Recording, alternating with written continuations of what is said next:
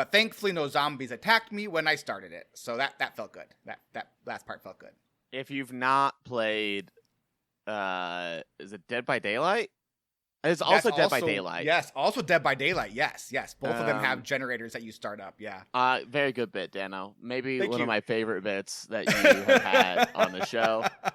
I didn't laugh, but I did write extremely good bit in the show notes as a bit of encouragement. Did appreciate that. If you don't know, so in Last of Us, whenever you need to get, like, there will be certain, like, areas you can't get to, either because they're, like, flooded with water or because there's no power to, like, a door or something like that. There will be a gas-powered generator, just luckily in the area, with gas in it, which is great. And that gas, after 20 years, is still good. That's correct. Yeah, so, as you have to start the gas power generator, it's a little mini game. It's about 30 seconds long, and then you start the generator, and then you're always attacked by zombies. So that's what the bit is. And in classic Squelch fashion, I am explaining the bit so it's funny. That's the only way that I know something is funny is if Dano explains it to me. On my daily life, I just wander around and someone's like, "That's a joke, Daniel." And I wouldn't know. I can't know unless Dano explains it. I'll sometimes send Dano clips of movies and TV shows that I don't understand. So I can be like, "Hey, Dano, is this funny? Should I laugh at this?" And it takes a while to respond. So I'm not great, but every now and then in group settings, I'll laugh like 30 minutes later and they'll be like, "Why'd you laugh?" And I was like, "Well, Dano finally told me that it was funny and I could laugh." Yeah, it's I think what's been really fun is that you've been watching Brooklyn Nine-Nine lately. And I have to stop every 2 minutes. Every 2 minutes, it's a Brooklyn Nine-Nine clip. And so it's been great for me because it's a gem of a TV show. But it must be very frustrating for you. I just want to understand who this guy Peralta is and why he's such a weird, bad, good detective. I've actually never watched a single episode of Brooklyn Nine-Nine. Oh, it's delightful. I pretty much know every character just via, like, internet, like, goofs that people have sent me videos over the years. It's like, here's another Brooklyn Nine-Nine goof. And they're always funny. Brooklyn Nine-Nine is definitely a show that, and I can't believe we're talking about this instead of the game, that, like, the characters are just so well defined right at the beginning that anytime that you see them, even if you've never seen an episode, you're like, oh, I understand what they're going for here. It's very, very fun. But we should probably talk about the games that we're talking about today, since we're 8 minutes in. So we have 15 minutes here set aside for the intro because we have a couple things to go over here. First is our new segment. Our time for our new segment, which is called Things We Should Have Spoken About Off Mic, but we didn't, so we're talking about it now. So that thing that we want to talk about today is, when exactly should we be setting up for next month's game? Like, is it like halfway through the month, right? Like 2 weeks after our second episode, we should be like asking to set the vote up for the following week? I think that in a typical 4-week month, so we do 4 episodes of Squelch. Yes. First 2 just focused on that. I think the 3rd episode, we can make our pitches. 4th episode, we announce the winner. And then, so I think it should be the last 2 episodes that we talk about it. Yes. We mention the new game is my proposal.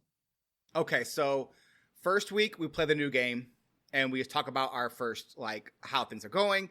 Yeah. Second week, we do that again, but with a little bit more in depth. So in the second week of this would be like, oh, Matt regrets that he said combat was bad. And then third week, we'll pitch games based off of, like, community suggestions. Mm-hmm. So we'll be like, hey, we've had, people say these games we should try out. Here's the game I think we should play. And then we'll talk about those. And then those will go into the Discord for vote that week. So the third week is the week of the vote after our pitch. And then the fourth week, we announce the new game. Yeah. And then the first week of the month, we play the new game. Yep. So so it's last 2 weeks essentially is how it's going to go. So if it's a 5-month week, 5-week month, then it would be 4 and 5. Yeah. Cool. I also think that one thing that we will probably have to be a little fluid with is that so far the games that we have chosen and then all the 2 games have been very, very not narrative focused. And so it didn't really matter for us to talk about the narrative or not, because the narrative presents itself in such unique ways. Like, there's not a clear act break on, oh, well, this is at the point that this plot point happens. And so I think that for future games, we might consider setting goalposts of try to get to this point by week 2 or something. Just because I think it would help to give us a sense of where we're at within the game. And I think with heavy narrative games, that talking about the narrative is really important, which might come in handy for next month's game. Such a good segue. I was like so very impressed with how you did that. I don't know if it was intentional or not, but just like, well done, sir. So next month's game, September's game, we are calling an audible here. We're not going to do a vote this month, partially because of like just the weirdness recording pattern, and then also because Max Caulfield is returning to the PC, and so we thought this was the perfect time for us to actually finally podcast about Life is Strange, which is it's pretty much the opposite of Cult of the Lamb in every way. Every way, yes. Heavy narrative focused game. So I think the new Life is Strange with Max Caulfield coming out in October. So it seems like just a perfect time to go back and play Life is Strange one more time. So yeah, I think that's what we're going to do. We're going to talk about more about that at the end of the episode, right? Is there anything you want to talk about right now? Cool. Yeah. Cool. So September's game, Life is Strange. All rejoice. We are finally talking about Life is Strange, which I am super duper jazzed about, even though I play the game a lot. Yeah, I am too. And we'll talk, if you're wondering, hey, is this a game that I should be playing along with you guys? What kind of game is it? We'll cover all that after we finish talking about Cult of the Lamb. So let's go ahead and, you know what I think we should do? I think we should thank some of our wonderful patrons, Dano. I think we should too. Thanks. I am pretty incredible. You are pretty incredible, Reno. You are. Hey, thank you to all of our patrons. Thank you so much for supporting us, supporting this podcast. You mean the world of us. Here's a little haiku for all of you. Thank you all patrons. Let's roll a number right now. It is a 30. All right. So that was basically the game giveaway. We go under 59, so we got a free game to give away, which is time for another haiku. That is a free game. Let's roll a number right now. It is a 19. I have a spreadsheet put together. 19 was Ridiculous Hat. Congratulations, Hat. We owe you a copy of Life is Strange or Cult of the Lamb. Your choice, since we are super late on this month's giveaway. If you want to get on the free fun stuff or fun free stuff, whichever way we should say it, join our Patreon over patreon.com/squelch. We'll be rolling for a chance at a free game every month and then giving one away to our patrons if the die comes up in their favor. So hey, super fun. Next week we'll be giving away Life is Strange again if we roll under our dollar amount that we currently have per month. So yeah, congrats, Hat. And thanks to all of our patrons. Goodness gracious, thank you so much from the bottom of our hearts. Yeah. Hello, old friend. Let's meet for tea after the match, shall we? Slurp. Hey, Storm Rage, what'd you do in Hearthstone? Nope, not Hearthstone. Well, Hearthstone, because it says Hearthstone right here, because you played BGs. That's what said Hearthstone. What'd you do in video games, but also what'd you do in Hearthstone? Funny you should mention video games. I have been playing a lot of Hearthstone. Hey! Most specifically, I've been playing a ton of BGs. I haven't played this much BGs in a bit. Like, I think usually when they release a new thing, I usually play quite a bit of it. And so when spells got released, I played a lot of spells. But that was probably the last time that I played this much BGs this frequently. I'm enjoying it immensely. I think it's super fun and interesting. And Overwatch released a new hero just a couple weeks ago, and they are a delight. So I've been trying to play Overwatch a little bit more seriously. I've been watching VODs on how to improve my play, and I've been following some content creators. Because my problem with Overwatch is that I'm not good at aiming. So I'm always going to be pretty low, right? But I think that I can do enough other things that I should be able to climb a little bit higher than I am if I'm just smarter about how I play, even if my aim is still terrible. I also had a 14-hour subathon stream this last Saturday, which was amazing and exhausting. I basically started a timer at 3 hours, and then anytime somebody subscribed to my Twitch, I increased it a little bit. And we got enough that we streamed the entire 14 hours. So it was awesome. about 8 hours of Hearthstone, 3 hours of Overwatch, and 3 hours of Helldivers, which is still an absolutely delight of a game. It's so much fun. And then in Cult of the Lamb, I finally hit credits, and I will be honest, Cult of the Lamb is a game that the second that I hit credits, I went, what a fun experience of a game. There is so much left in that game that I haven't done. There's so many buildings I haven't done. There's so many activities and side quests and a lot of things that I haven't done.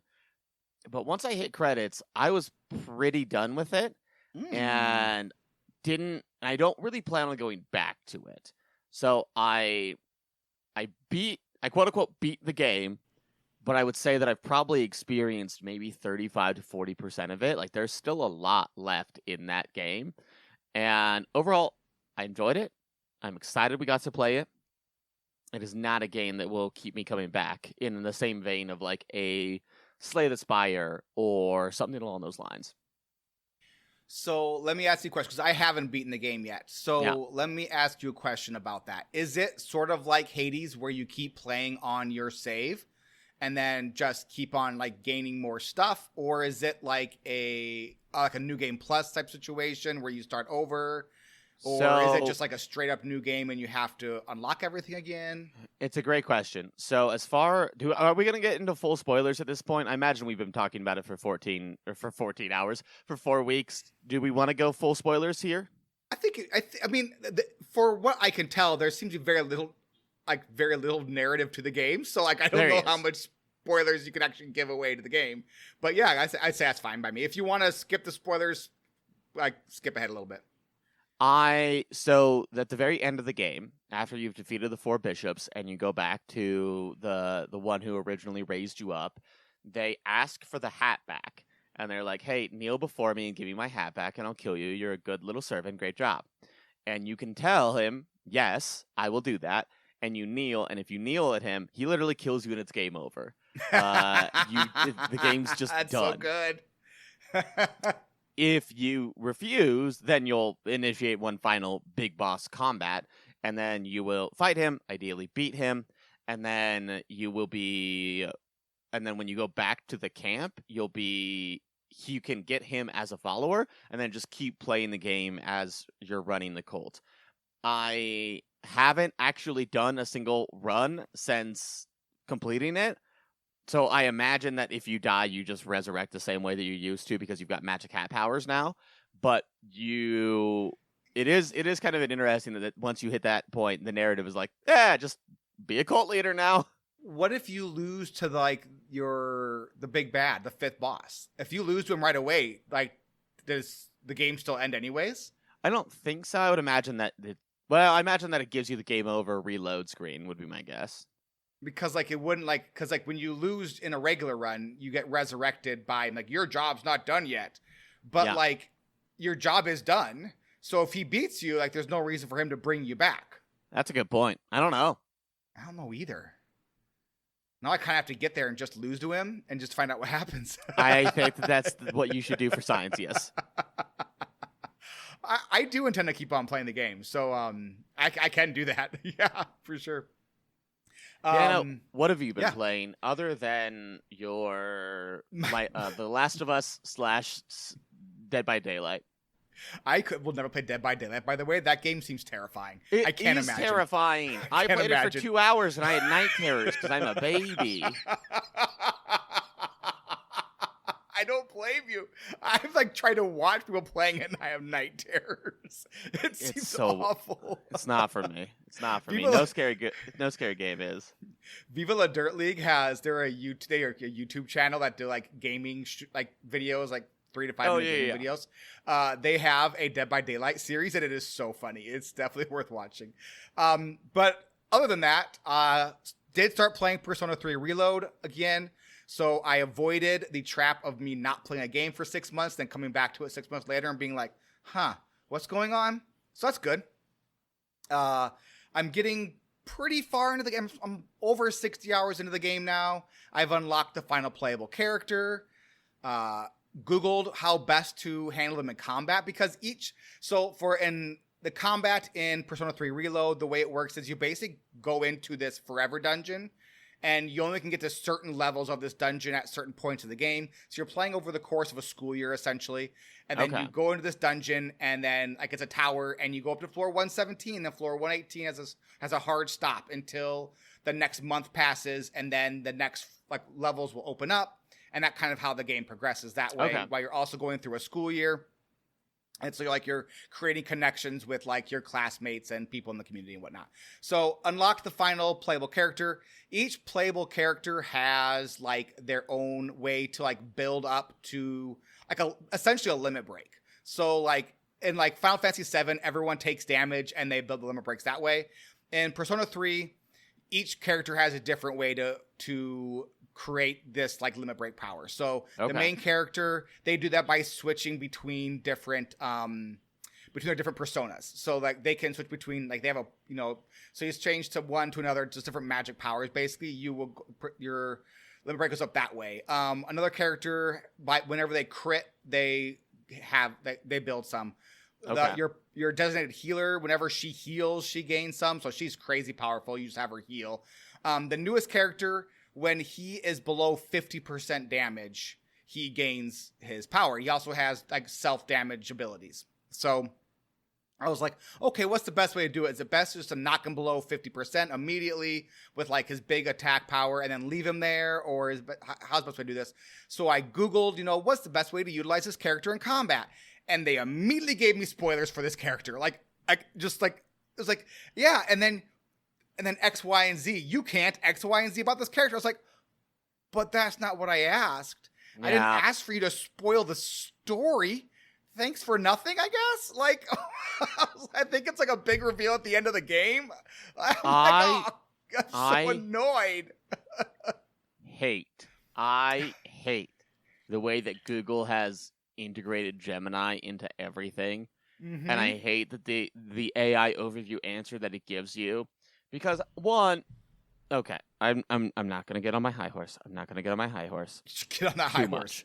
But one, basically every time that it's here's the answer you're looking for, all that's doing is taking away clicks from any other website that actually gave that information. So that would reduce the incentive for anybody to give you that information later in the future because you're not going to be able to host those websites, so you're not going to be able to get that information in the future. Two, oftentimes it's presented in a weird context and not exactly what you wanted. Three, it's dumb and I hate it. And Google, let me go back to searching. You already have a disgusting monopoly on everything. You don't need to control literally all internet. You can just direct me to the place that I will find that information myself, and I will give it to you. And that I will click on the links. You'll still get my usage. You'll still get my data. You'll still get all that jazz. Just let me actually click on things. Yeah, it was very frustrating because I was like, oh, no, that's not. Because, if you would, and what I should have done was I should have typed Reddit afterwards, and I could have gone to a Reddit post, and the Reddit post would have said spoilers in it, all that kind of stuff, but I didn't. I just thought, so really, it was entirely my fault for just not being internet savvy enough to know that the internet was going to ruin this for me. I hadn't Googled anybody else, but I was like, oh, I wonder what, the best way to do this character is. That really bummed me out. So, but whatever. The rest of the game is still fun. Still playing through the game. So that's good. Played some more Cult of the Lamb. So my cult keeps asking me to imprison innocent people. So I do. They're like, hey, go throw this person in jail. And I'm like, okay, let's do that. All right. Throw them in jail, complete the quest, and then I go free them. So I get basically double dip because they're like, oh, hey, thank you for freeing me. I love you. And then, oh, thank you for that person in jail. I love you. My cult did try to get me to sacrifice the Snorer. So the Snorer was no longer living in his hut that I built for him in the mine. He was going and living in an empty hut and waking everybody up. So they were like, hey, you know what? Snorri. Snorri's totally from a rival cult. And I was like, I can read his mind and he's not. And they're like, yeah, he is. You should sacrifice him. I'm like, but I love Snorri. I don't want to sacrifice him. So I didn't. And they were like, oh, we hate you. And then, but at the time I didn't know that like Snorri was sneaking into like the rest of the huts to like wake them all up. And then one day I was like running around at night, like doing all the night things, like the farming and that kind of stuff. And I saw grumpy people walking out and sleeping in the middle of the meadow. And I was like, what are you doing? You have a hut. And so I went and I found Snorri sleeping there. And I was like, oh. So I gave him a trinket so he can never sleep again. So he thanked me for that privilege of that nightmare world he gets to live in now of never sleeping again. I caught every fish in the game. And I was pretty proud of myself doing that. I did it by accident. Didn't try to just catch every fish in the game. Just was like, hey, I need food. So I caught all the fish. Nice, and then, good job. Thank you very much. And then I got an achievement that like only 49% of people have caught every fish in the game. And I was like, hey, top 50%. Look at me go.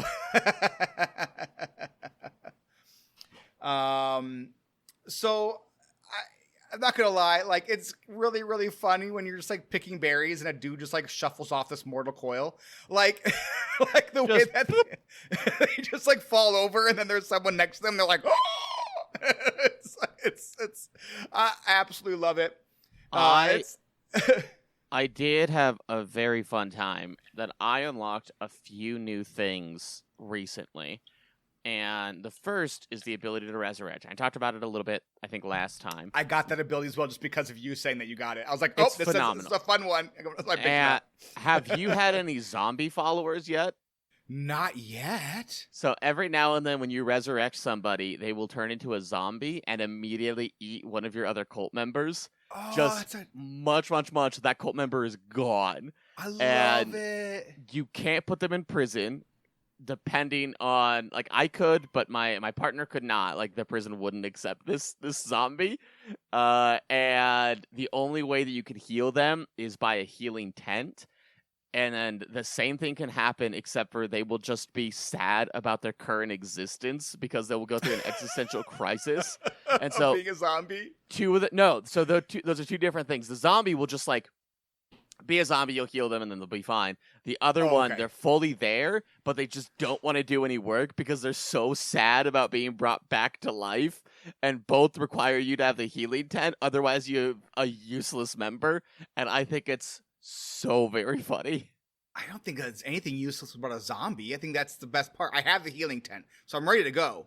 But I feel like, speaking of the healing tent, I did not know why I was getting like the red flower. But I knew that. Yeah.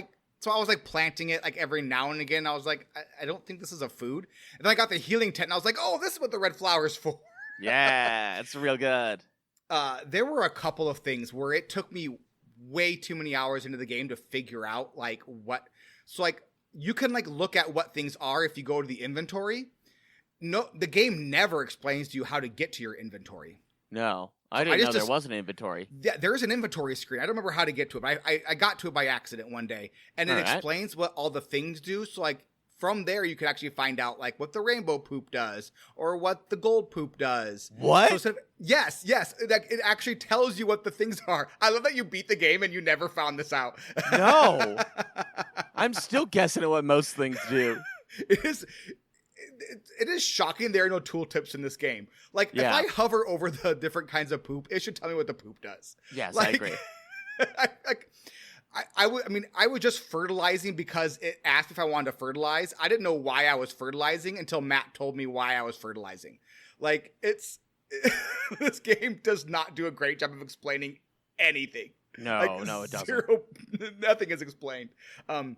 It took me way too long to actually start selling stuff for gold. Like, I still haven't. Oh, the game got instantly easier when I was like, I don't need 500 bones. I could just sell these 500 bones for something else. And then now I have a bunch of money to go build stuff. That's fair. I was like, I feel like an idiot. The flooring. You haven't unlocked Sin yet, have you? No. So I think it's once you beat the third boss, so it's pretty late in the game, you unlock Sin as a mechanic. and you can use Sin to upgrade certain abilities, and you have to harvest Sin from your followers. So you can choose them to have different rights based on like the 7 deadly sins, and like there is a and it's not nearly as graphic or adult as it sounds, but there's a rite of lust in which all of your followers spend the day just not wearing clothes and not working, and that's all they do. They've got little seashells around their privates, and they just hang out and they don't do anything. And then you can harvest Sin from them, and it's amazing. You can also build mating tents, so you can send 2 of your followers into the tent, and then they will make an egg for you that can grow up to become Shelter? a big tent. Yes, that is correct. So there's some very fun stuff. There's also like a drinking house, so you can just send your workers to go have a drink after work, and it produces Sin over time. And if your followers get too filled with Sin, they become arrogant, and you have to like basically deal with them as if they were dissenters or whatnot. And so you have to slowly get it up and then harvest. Slowly get it up and then harvest. It's a very interesting, weird mechanic. I got the fleece where you get to pick your tarot cards at the beginning of the run. Yeah. That thing is crazy good. Like, the game got so much easier once I started using that fleece. At least I felt like. Pretty ridiculous, yeah. And then so there are a lot of things that I can accept. Like, I can like suspend my disbelief for many, many things. But the fact that I can cut grass with the giant hammer, I cannot accept that. I would just moosh the glass. I would just moosh the glass. That, and the hammer is terrible. That's a terrible weapon. I love the hammer. It's my favorite weapon. It's so slow. I'm like, what? It's no. the slowest weapon in any game ever, but it deals so much damage. But I'm just constantly getting hit. I'm like, no, I just want to know. The axe that is slightly quicker than that one. Yep. I find that one to be really, really good. That's my favorite weapon. But anywhoozle, I'm like, I don't see how I can be cutting grass with this here, a hammer. It doesn't make any sense. But yeah, that's what it is, I guess. You don't need to think about it. No, I don't. Taste my grilled cheese. I got our first Much. I almost forgot it. I did forget it. Got our first good, and it's a quick and easy first good. This game is really easy to drop and pick back up again. Like, you can just like, I feel with like Hades, there's a ramp up back into Hades, where it's like you can stop Hades and you're like, okay, what am I doing? Where am I at? What abilities do I have right now? With this one, I'm like, boom, go, run, here we go again. I just feel like it's a real easy game to just hop back into. I've not felt like, if I didn't play for like 3 or 4 days, I didn't feel like I forgot anything or missed anything. I was like, hey, okay, this game, I got it. This is easy. It's not easy. The game's not simple, but like, it's not overly it's not difficult to hop back into the game. And I appreciate that for what, like a cozy game like this, because I stand by this being a cozy cult sim. Yes, I think so. I like that. Like when there's a game I don't want to think about, I'm like, Cult Lamb, here I come. I just want to shut my brain off. Because like Hades, I have to constantly remind myself, obviously the things like enemy movements and battle sequence and all that jazz, but I also have to remember like what duos go well with what am I looking for, what are the main builds that I'm trying to go with. And Cult of Lamb, you don't really have to worry about that. You don't get too many choices. You just go in and you start smashing stuff. Yep. Yeah. I mean, it's not a ton. And I feel like the heavy attack is useless. Maybe that's just me. I find the heavy attack to be bad. Maybe I'm utilizing it wrong, but no, it's bad. So there, you can eventually unlock essentially a total of, you get a normal attack, which is just your Y. You get a magic attack, which is a curse, which is bound to X. And then that's something like shoot fireballs or shoot magic missiles or like a tentacle occasionally, pops up. Yeah, or tentacle, stuff like that. Yeah. There is a relic that is bound to, I think, L, and that is usually a pretty big change that you either get a one-time use of or you have to ramp up very, very slowly to. And so those are things like make yourself really, really small or really, really big, freeze all enemies on the map, have time go slower, things of that nature. And then there is a heavy attack, which gets added to the game seemingly for no real reason other than to add in more enemies at you, because the way that a heavy attack functions is that it does slightly more damage. It's a little different, so some weapons can use it at range, some have to be right next to it. Like the dagger, when you use a heavy attack, throws like 5 daggers in a line, so it's actually fine. But some of them are just right next to you, and you have to just smash them. And the main purpose of a heavy attack is to destroy a enemy's shield or armor. And you might be wondering, well, how often does shield and armor open up? Well, not until you unlock heavy attack. And so it's kind of a weird, they only exist to kind of exist for each other. It's not a fun mechanic. If I ever go again, I'm just never gonna unlock heavy attack and just see if I ever get enemies that have armor at that point. Yeah, I kind of regretted opening up heavy attacks. I was like, oh, good, heavy attack. That's probably a thing I need. Then I was like, started using it, and I was like, oh, this isn't a heavy, this is a clunky attack. It's just like, it's kind of slow. I'm like, I'd be better off just like, especially with dagger, just attacking 5 times fast. Like, so, yeah. What's our not so good? The not so good is the story. So I can summarize the entirety of the story pretty quickly, because it does, the first 2 bosses, the only story that you're presented with is 5 becomes 4, becomes 3, becomes 2, becomes 1, becomes nothing. And you're wondering, well, what does that mean? And we don't know for the first like half of the game. They just kind of keep repeating it, and it's kind of in reference to the 4 bishops. Yeah, I thought it was fight at the very end, and eventually you find out that the reason it's 5 and not 4 and not starting at 4 is because the person that you are serving was essentially their final brother. And so it is 5 of them, and then they essentially banished one of them because he dug too greedily and too deep and unearthed a Balrog kind of thing. And there was a moment where I was like, oh, well, that's interesting. Like 4 of them allying against their brother, but it was like 2 lines over the course of like the last hunt for the boss. And then I was like, ooh, maybe there's something here. Maybe it's going to explore this a little bit. No, it doesn't. That's all it is. It is the most simple, basic story. One brother betrayed the others, and now hire you to go kill all of their siblings, and you do, and then you also kill them. And that's it. That's the story. Yeah, I figured it out pretty quickly during the second boss, where it was like the 5, 4, 3, 2, 1. I was like, oh, 5, so it's all 5. And then I have to kill the final one in the final run. I'm like, okay, that's fine. Yeah. I was like, okay, I get it. There's the story. And like, they give you like little snippets, but it really is it's not in depth. It is just kind of like, and I think there are different things that you can unlock for more stories. Yes. More story elements that you can unlock in like the skill tree or I believe I saw something like that, but I could be wrong. There's also, you can unlock like kind of side quests through DLCs. So there are a couple of small things here or there that also add to it. And so the story is not a grand narrative like it often is in many video games. The story itself is presented very, very simply, and it is a lot more in character interactions than a actual plot. Yeah, I don't feel the game's any worse for it, but if you're looking for a game with story, this isn't the game to play. Yeah. I think that they were aware of that. I don't think that they were looking out to create some grand narrative. They wanted to just create a cozy cult sim. Yeah. Which I think they did a good job of. Yeah, I think that you still could have done a little bit more with the narrative, because that's like the thing that I care about most in games. In fact, that's the reason that I didn't want to play any more Hades 2, because I wanted the complete narrative to work with.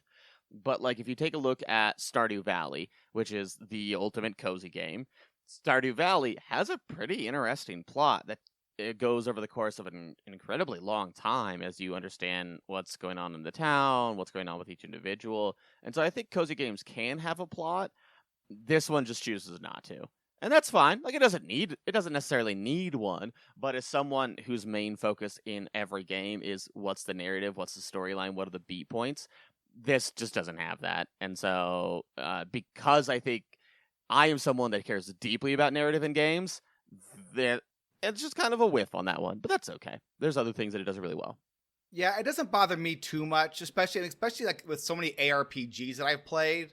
Like, the story of Diablo 3 or Diablo 2 or Diablo 4 was never ever the point of playing the game.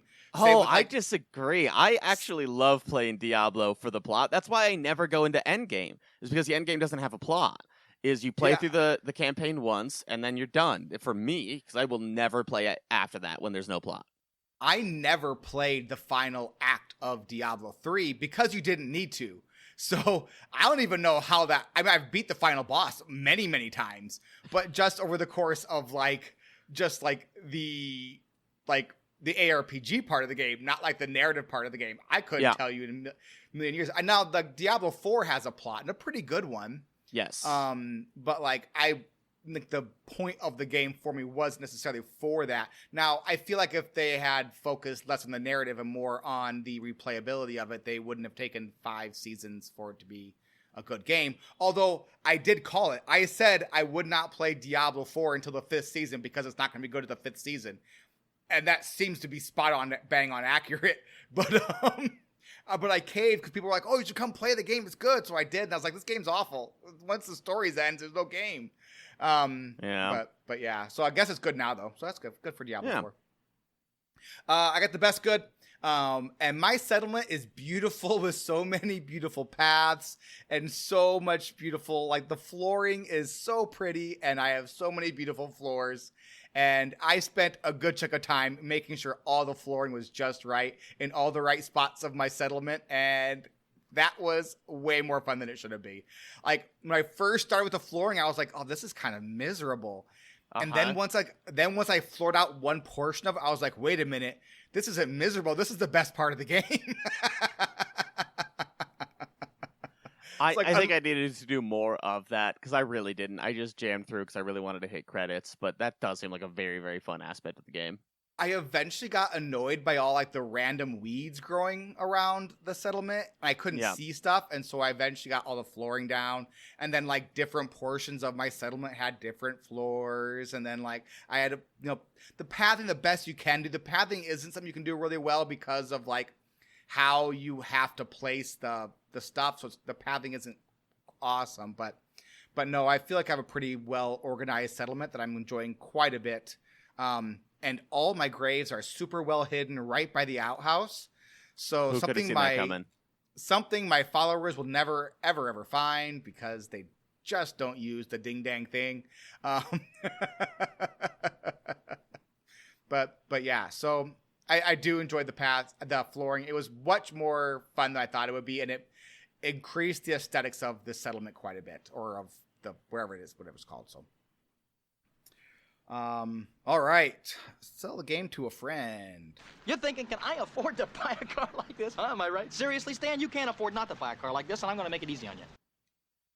So if you are looking for a minigame where you can just obsess over placing colorful diamonds, this is the game for you. That's the flooring I'm talking about. Like if you want to open up new floorings and then like keep on changing them and then like fiddle with it at nights while your cult members aren't around, like this is a lot of fun. There's a lot of like you're not punished for changing the flooring, or you're not punished for moving stuff around in the game. It is really fun to like move your settlement around, and like it's so if you're looking for just like a nice little, a way to spend 15 minutes before it's time to cook dinner or something, you don't want to think too much. Like runs take 10 minutes. Just reorganize your cult a bit. Yep. Go do some fishing. There's so many ways to play this game in just like 5 or 10 minute increments. I really appreciate that. Maybe that's why I love the game. It is a game you don't have to sit down and like dedicate half an hour or an hour or 5 hours to. You can just sit down, play it for 8 minutes, finish a run, and then go back to whatever you were doing. It's really great in that way. It's really, really great in that way. My turn? Yes, you. Yes, fantastic. Your turn. Great. Don't think, just sin. Cult and sin and poop. Have fun. Yeah, that it really is. It's a game. It is a game where if you think about it too much and you overanalyze it, it's really easy to overanalyze and think your way into not liking this game. Yes. But if you accept it for what it is at face value, you're not going to be sad playing it. So. Here we go. Let's get salty! I'm on to the first one. This is by the Muffin Man. Do you know the Muffin Man? The Muffin Man? The Muffin Man! Yes, I know the Muffin Man who lives on Drury Lane. She's married to the Muffin Man. The Muffin Man? The Muffin Man! She's married to the Muffin Man. That is from OG Shrek, in case anybody was wondering how Dano and I just had the same fever dream at the exact same time. It's one of the greatest moments in like movie history. It's so good. The scene is so good. It has nothing to do with anything. Complete throwaway scene. In modern movies, they would take that scene, they would cut it out so they could add 45 more minutes of nonsense. And you know I'm not kidding. Like, every movie now is 2 hours and 15 minutes long for some reason. Yeah, there's a lot of too long movies. The original Shrek just had this 3 minutes of like pure comedy gold. And so it is good. so good. I love it so much. This was by the Muffin Man. Recommended. If you have ever wanted to run around as an adorable sheep, killing horrible monsters while running your own little cult of weirdos that can't do much on their own unless you put it into motion, then this is the game for you. Yeah. Spot on. Fantastic. I will take the next one because it's so very funny to me. This is by Oznog, and after 91.2 hours on record, they recommend it, and they just say, Binding of Animal Crossing. In reference to Binding of Isaac. Yep. This one's by Robin Blaster 01. This is recommended after 47.3 hours. Yeah, I started to selectively breed my friends to get better cult members and have started an entire dynasty of people with desired traits. Apparently in the real world, this is known as eugenics and is considered not a good thing. My bad.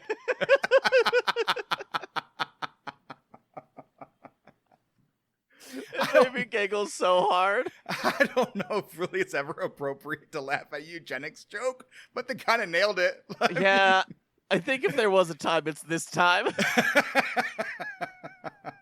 This person's not a good person. All right, take the next one.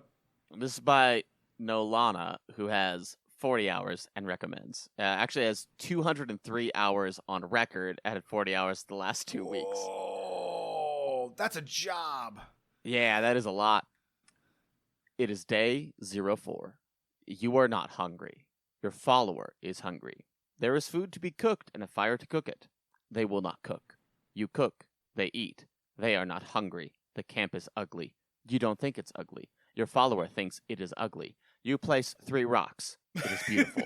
There is grass. You cannot harvest it. You go outside. You're already outside. You go outside of the outside. You find grass. It's exactly like the grass you already have. There is a lot of it. You cut it. You get 1 fistful of grass. You return to camp. There is 1 piece of poop on the ground. The camp is disgusting. You sweep it. The camp is pristine. Your follower asks you for a bowl of grass. You do not understand. You feed them the grass. They hate it. They love you. 3 days pass. Your grass-eating follower tells you they love you. They want to die for you. You tell them about the afterlife. They're ready. The ritual begins. They're pulled into the void by a violent, writhing mass of tentacles. Their last thought is, I am eternally grateful to our glorious leader. Your other follower wants to eat a bowl of poop. You murder him on the spot. It's a game in a nutshell. I love that review. I have been genuinely very impressed by how funny these Steam reviews are. Yeah, I am actually anxious and looking forward to Life is Strange reviews. I'm not sure if they were going to be this funny. Oh, but almost we'll certainly see. not. We shall see. We shall see. Game reviews. Game reviews. Review the game, Storm Rage. I hit credits, and I'm not okay. I'm not close to finishing the game, and I'm okay with that. This game is a delight if you're looking for Stardew with more interesting combat. There are some mechanics here and there that are a little bit silly or perhaps unintuitive, but they're still serviceable. The story is essentially non-existent, so don't look for anything more in-depth than cute Colt. That being said, this game was fun. The Colt management is well organized and exciting. Unlocking new buildings and followers is engaging and flows really well. Overall, I like Cult of the Lamb a lot, and I am excited I got to play so much of it, but I'm probably not going to come back to it after this month. All right. My review. I haven't hit credits yet, and I feel like a big loser because of that. That being said, I do expect to keep playing this game. Like I said earlier in the podcast, I feel like it's a game that's easy to come back to. It's pretty low key. It's, it's not demanding of a lot of your time. You can put you get as much into it as you put out of it, and not in a bad way. Like if you want to go on a quick combat run, you can do that. No big deal. Get that. If you want to put a whole bunch of time into your cult, you can do that as well. You can spend a bunch of your time like in your little meadow, making things look fantastic, or you can like haphazardly put stuff around, then just keep like blitzing runs over and over again. It is not, the greatest game ever created, but I think for what it is, I really enjoy it. I think the combat is just interesting enough for it to have a place in this game. Like, I don't feel like the combat is holding it back whatsoever. I don't think it needs more difficult combat. I think like if they overcomplicated the combat, I think it would make the game a little bit less than, because you still have the other half of the cult sim that is fun and silly in its own right. I do wish that there was more. I feel like I am not getting as much out of it as I can because of a lack of explanation on stuff. I feel like from time to time I'm unlocking stuff because it's time to unlock a thing, and I don't really know why I'm unlocking it. So I feel like I'm not doing a good enough job of like strategically unlocking things as needed, and like maybe it'd be better to unlock a certain thing at a different time, and if I had more information I might be able to do that, or maybe it's just that enhances the replayability and I just need to start a new cult again and then do things different the second time. So that could be both like a plus and a minus. I am definitely not. I feel like it's lived up to billing. Like this game first was released and everyone was playing it, it was this silly game with like fun combat, and it's like you're a lamb that wields a sword and does crazy things. I think spot on. People nailed it. I'm really enjoying it for exactly what that is. I don't think I'm going to stop playing it now that I'm done. Maybe when I beat the game, which I intend to do, probably not for another month or so. I'll keep playing it just here and there. I won't want to keep playing, but honestly, I don't see how completing the quote-unquote story will really change how much fun I'm having with the game. I'm not in any big rush to really advance the story at all. I mostly am just like advancing through the story because that's like, okay, that's the next place to go. That's where my cult wants me to go and do stuff. Going to do that. So, yeah, I don't feel any real need to like advance quickly or slowly. Yeah, I think it's a good game. I think if you're looking for something low-key that has a bunch of fun, it's deeper than it seems, but also it's not so deep where you get lost in it. I think it's a perfect game. I would definitely recommend it to somebody, for someone who's looking for like a cozy game, and but with a little bit more combat in it than maybe other cozy games have. So, I agree. So yeah. So on the spot, I'm gonna ask you 1 out of 10. How would you rate this? I think for me and my preferences, I would like a little bit more story and a little bit more explanation of fairly key things. So I'm going to go a 7 out of 10. And I think that's overly critical for what this game actually offers. But as far as a game that I want to play, that's where I'm at. I'd recommend it as a fun time for most. I think it's worth the money, but it is not a game that there's some games that I play that I go, holy cow, that is fantastic. I need to tell everybody about how good that is. And that's not quite where that game is for me. I am going to give it a 6 out of 10, actually. Whoa. But not because I think it's a bad game. I just want, this is our first time we're rating, and I want to give myself room to grow, right? Sure. So I feel like with Life is Strange, I was like, Life is Strange is the best game I've ever played. There's no, sorry, not Life is Strange. I feel Hades? like, not Hades, nope. No, Last of Us. I feel like Last of Us is the best game I've ever played. I'll never play a better game. That's my all-time favorite game. Then I played Life is Strange, and then I played Hades, and I was like, oh man, there are actually other incredible games out there. And so really this is more or less like me giving myself room to grow. And then honestly, the fact that like I could not like just mouse over things and figure out what they did, it was annoying. It was like not like game breakingly annoying for me, but like to the point where I was like, I feel like we've been doing things like, you know, when you highlight a thing, a little tooltip shows up and tells us, and Hearthstone did this right? Well, Hearthstone, like Hearthstone does the same thing, but like that uses real world money. This doesn't. So, you know, hey, step over Hearthstone. But just like giving me explanation, like, and like maybe you told me once, but like sometimes I need to be told more than once. Yep. Same reason I don't like the current signature cards in Hearthstone. Sure, I know what that card does, but I need to read the card text every single time. And so having to mouse over it every single time to read it is annoying.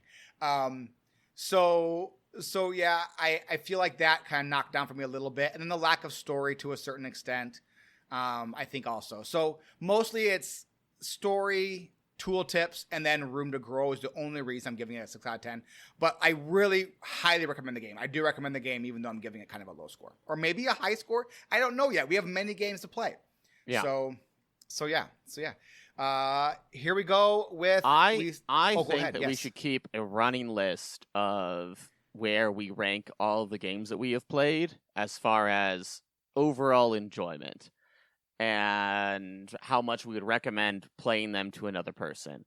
And I know that's starting off real easy because so far, I believe for both of us, it is Hades 2 at number 1, Cult of the Lamb at number 2. Oh, yes. Like ranking them, like not even 6 out of 10, but like where on the list is it? So like, yes. So after next month, we'll be rating 3 games, Hades 2, Cult of the Lamb, and Life is Strange. Yeah.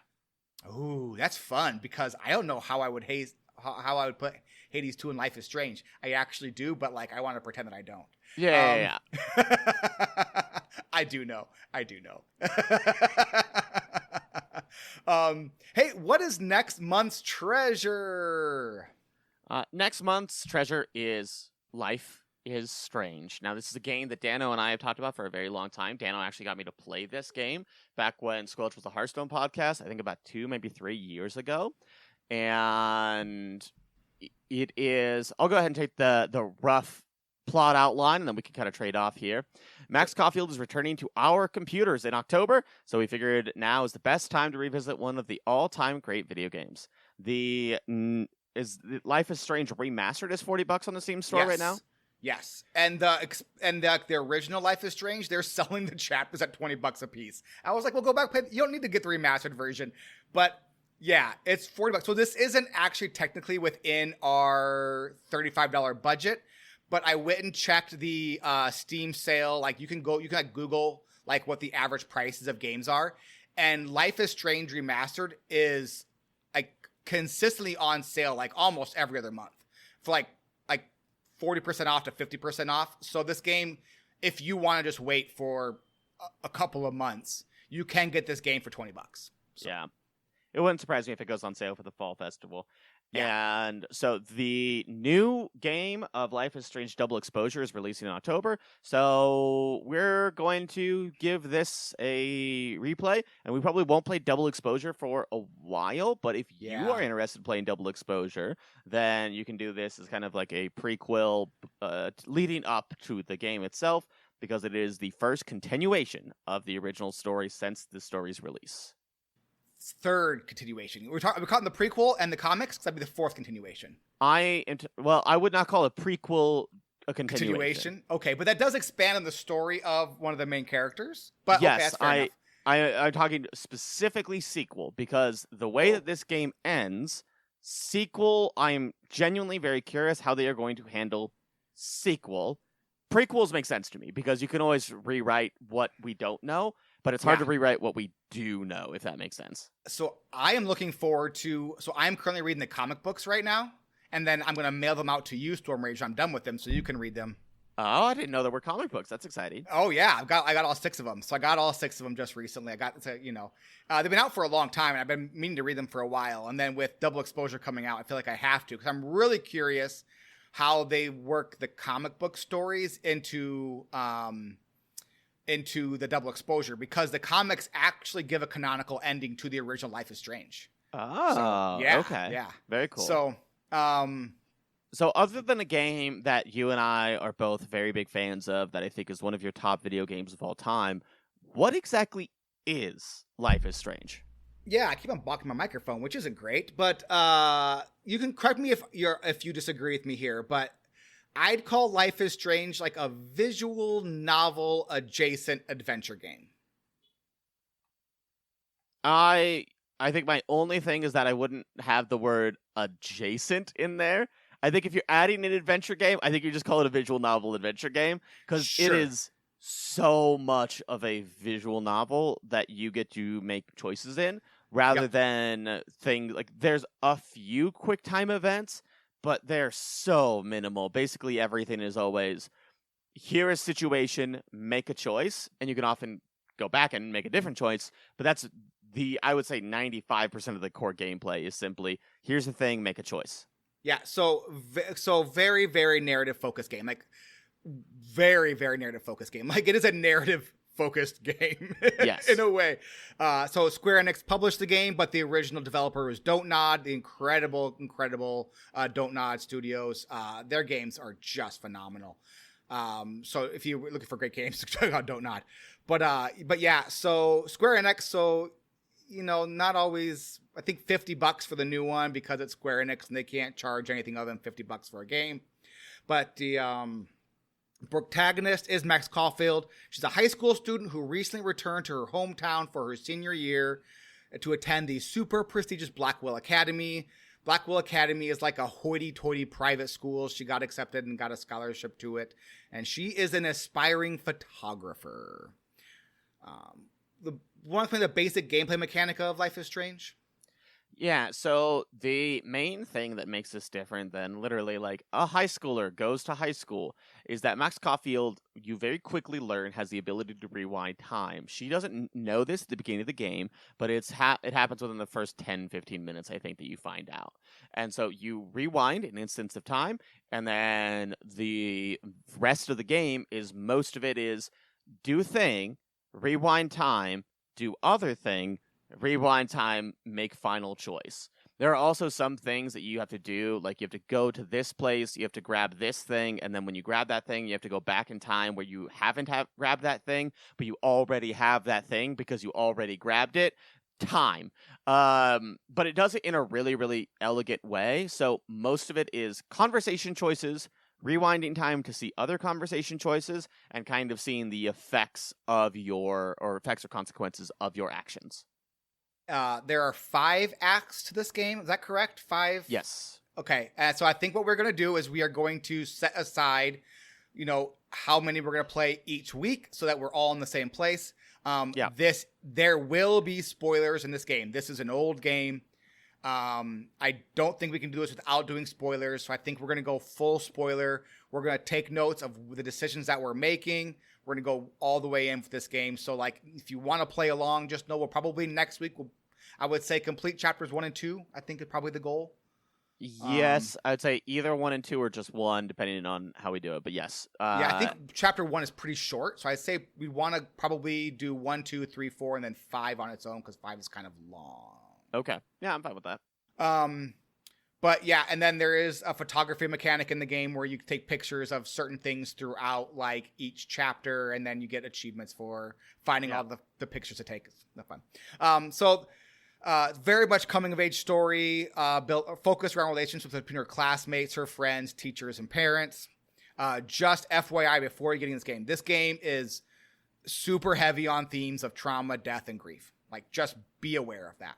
Like it's not a lighthearted romp through starting a cult as a lamb. This is we are doing a 180 on games here. Yes, we are. We are going from very disturbing themes presented in a very cutesy manner to a almost cutesy-like game presenting very disturbing themes.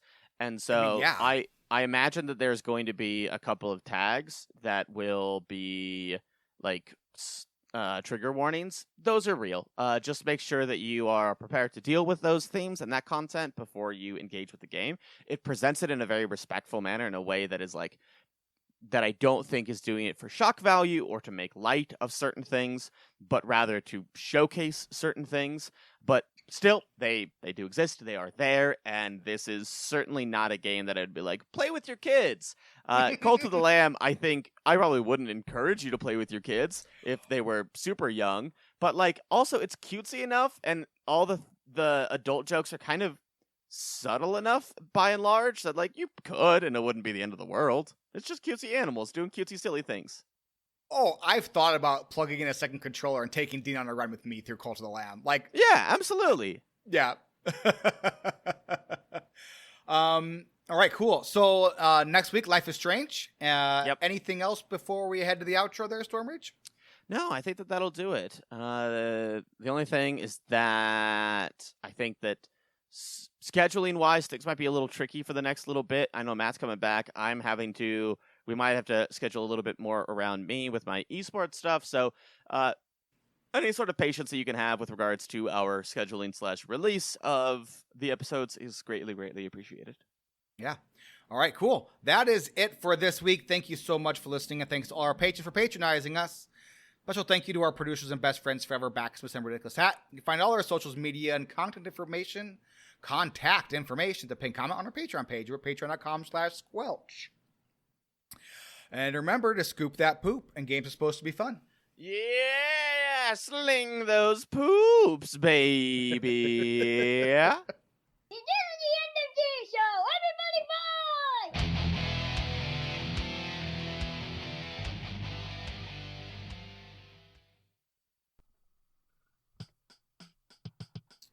We did it. Fantastic. Is the outro song playing? I can't. Okay, there it is. I can hear it now. Yeah.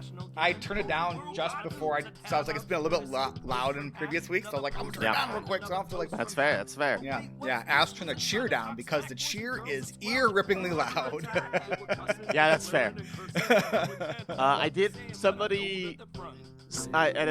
didn't get their permission to share the story, so I won't give a name, but somebody was talking to me, and they said, yeah, now that you're, ever since you talked about how local co-op is a thing, I decided to play with my partner, and I joined in on her cult, because you don't have to, you can join in on anybody's cult, or you can create your own cult. It's up to you guys when it comes to the local couch co-op.